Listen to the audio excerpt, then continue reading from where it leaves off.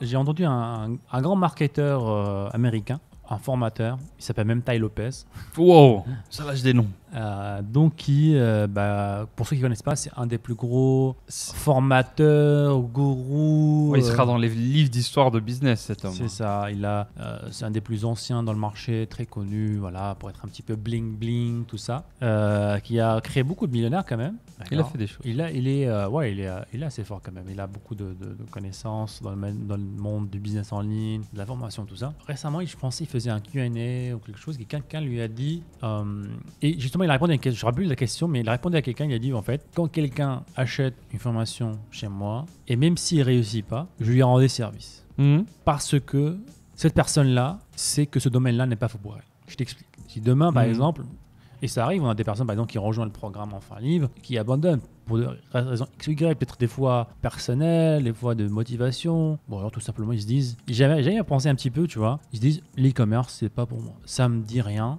Et lui, pour lui, c'est un service qui rend aux gens, et c'est logique en fait, ça me paraît logique parce que dans notre vie, tous les jours, on a plein de doutes en fait. Et si j'aurais tenté ça, et si j'aurais fait ça, et si j'aurais fait ça de cette façon-là, mais là, en achetant une formation et en étant dans le tas, bah, t'enlèves ce doute complètement. Si ça se trouve, cette personne-là qui a acheté ta formation e-commerce et qui s'est dit, ah, l'e-commerce, c'est pas pour moi, bah, elle a libéré beaucoup d'espace mental qui lui a permis peut-être de se lancer dans un autre business, qui lui a permis en fait de se dire, l'entrepreneuriat, c'est pas pour moi, je préfère exceller en tant que salarié. Et ça se trouve, elle a maintenant, elle fait beaucoup plus de résultats en tant que salarié, elle a une carrière beaucoup plus intéressante pour elle, épanouie et surtout sereine en fait. Elle sait que voilà, c'est pas pour moi, j'avais des doutes, ça me paraissait X et dans le terrain, ça me paraît Y, ça me parle pas du tout, je suis pas entrepreneur, je veux pas faire du business en ligne, je comprends les avantages, je comprends les inconvénients. Et c'est pas pour moi. Ouais, je suis plutôt d'accord, hein, expliqué comme ça. Pour moi, oui, parce que le doute se transforme un jour en remords et c'est l'une des pires choses que tu peux emporter avec toi. C'est très lourd. Et si j'avais fait regret, ça, et si j'avais tenté l'e-commerce en 2016,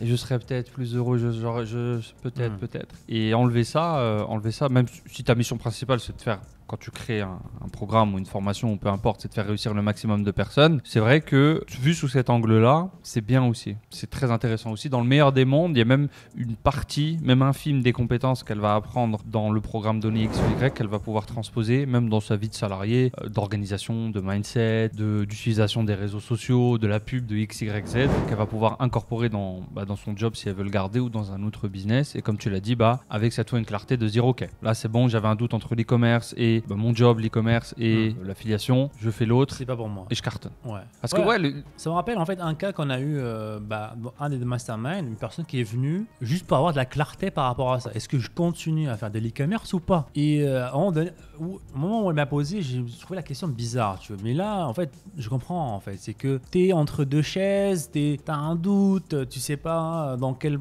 chemin choisir. Et justement, être dans une formation, sur le terrain, en fait, c'est la meilleure décision pour prendre une décision en fait. Ouais, parce que la pire chose qu'on puisse tous faire, je pense, c'est ne pas prendre de décision en fait. C'est rester immobile. Peu importe ce que je te dis moi ou Adam, si on te dit fais ça ou ça, tu seras jamais à 100% convaincu. En tout cas, moi, je suis pas de ce type-là où tu me dis ça c'est pas pour toi. Alors que j'avais déjà toujours un doute, je voulais peut-être tester un sport par exemple. C'est comme les enfants, ouais. Voilà, si je voulais tester un sport et tu me dis mais ça ne fais pas du jiu-jitsu, c'est nul. Tu vas y aller quand même, tu vas te casser la tête.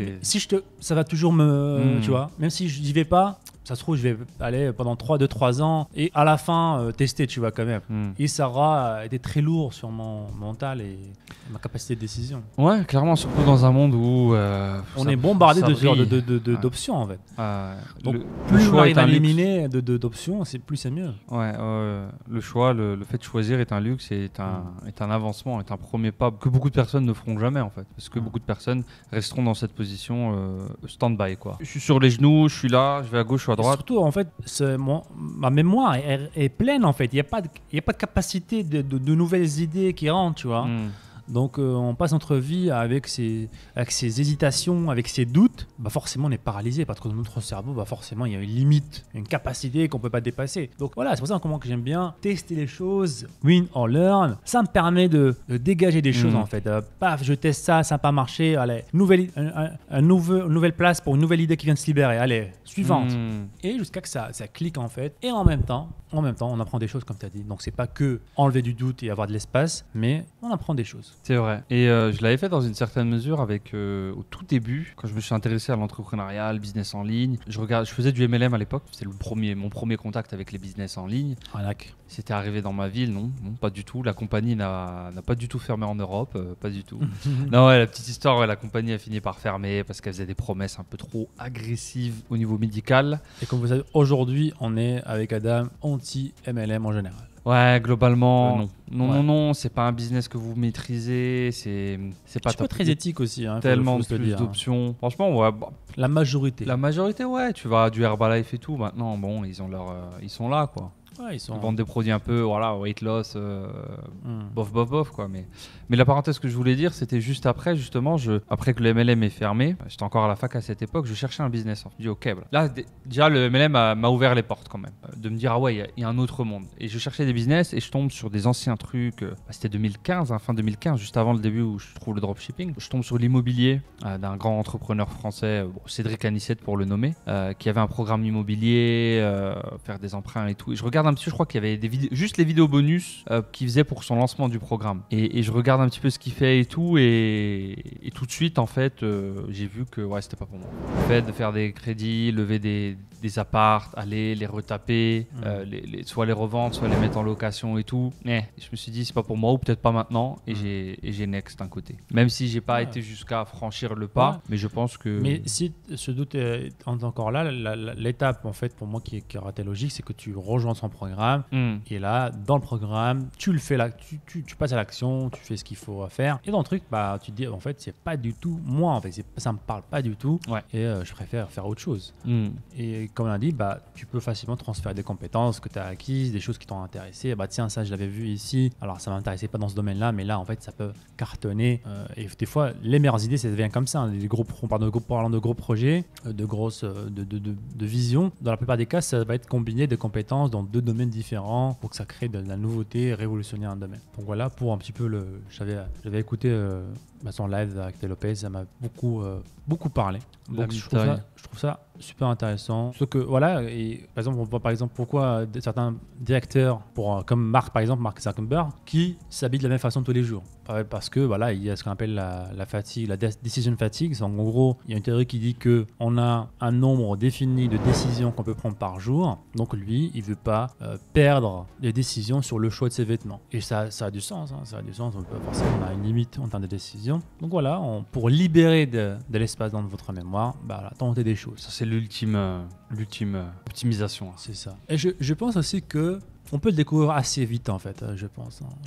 Je pense si quelqu'un est passionné par le business en ligne ou par un des business en ligne ou par une des inventions d'entrepreneuriat, je pense dès les premiers pas, tu sauras si t'es fait pour ou pas. Je sais pas ce que tu en penses. Est-ce que tu penses que... Dès les premiers pas, il faut définir les premiers pas. Tu as compris comment ça marche, tu as lancé ta boutique, tu as commencé à la recherche de produits, tu as trouvé des produits. Je trouve, au moment de la recherche de produits, je pense qu'il y a un truc qui se déclenche en fait. Il y a un déclic en fait. Je pense. Ouais. Après, je sais. C'est une théorie, hein. Je sais pas. Je sais que moi aussi, je l'ai eu quand j'ai découvert AliExpress, les prix là-bas et tout. J'étais comme un gamin au magasin de jeux vidéo. J'ai été fou. Regardez des trucs. Je me suis dit, waouh, ça coûte 1 euro ça. Je peux le revendre 20 euros. Je sais pas si c'est un critère de réussite. En tout cas, c'est un très bon boost. Si tu as une excitation comme ça qui se fusionne à ta faim, c'est beau. C'est beau d'être excité à apprendre une nouvelle compétence, un nouveau métier. Je préfère ça que de commencer la chose. Ouais, je le fais pour le faire, quoi.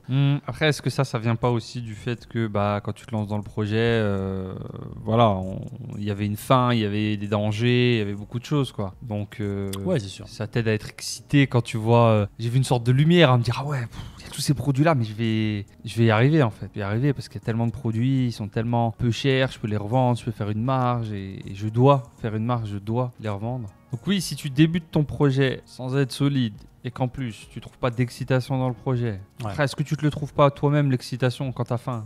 Est-ce que t'es pas excité? Je pense que c'est un mélange d'excitation et aussi ce petit déclic et tu te dis tiens, ce business model m'intéresse, ce truc-là je veux le faire, je me vois le faire, je prends du plaisir à le faire et pas que de la peur mais aussi de la motivation, tu vois. Je pense que dans le meilleur des mondes, tu as les deux, hein. T'as peur, t'as faim, tu veux faire des choses, en même temps t'es motivé à réaliser tes rêves et en même temps le business model t'intéresse et l'entrepreneuriat en général. Il y a beaucoup de gens qui hésitent entre le salariat. Ils sont salariés par exemple et ont toujours ce petit doute, est-ce que je fais de l'entrepreneuriat? Est-ce que c'est intéressant? Je vois ces gens-là, Adam et Saad, ils sont dans des plages, ils sont en Thaïlande, ils sont en train de voyager. Est-ce que c'est pas ça que je veux faire en fait? Ça se trouve non, ça se trouve non. Mais il faut tenter, il faut essayer en fait pour prendre une décision.